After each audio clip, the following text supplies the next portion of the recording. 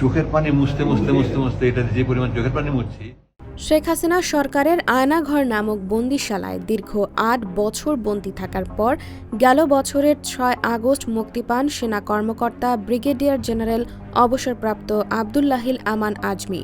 শনিবার সামাজিক যোগাযোগ মাধ্যম ফেসবুকে তার বন্দী জীবন নিয়ে একটি পোস্ট শেয়ার করেছেন আমান আজমি।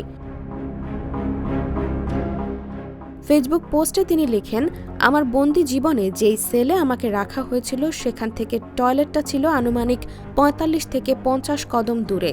টয়লেটে যেতে হলে হাতে হাতকড়া পরিয়ে মোটা কালো কাপড় দিয়ে চোখ বেঁধে মাথার ওপর থেকে ঘাড় পর্যন্ত জমটুপির মতো কালো মুখোশ পরিয়ে নিয়ে যাওয়া আসা করত।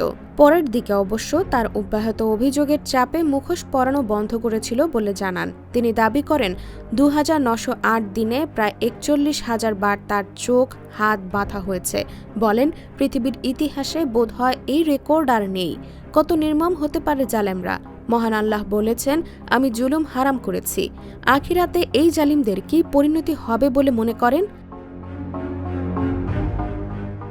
২০১৬ সালের ২২ আগস্ট রাতে আবদুল্লাহিল আমান আজমিকে তুলে নেওয়া হয়। সে সময় জামায়াতে ইসলামীর পক্ষ থেকে বলা হয়, রাজধানীর বড় মগবাজারের বাসা থেকে সাদা পোশাকে আইনশৃঙ্খলা রক্ষাকারী বাহিনীর পরিচয় দিয়ে তাকে আটক করা হয়। এরপর থেকেই নিখোঁজ ছিলেন তিনি।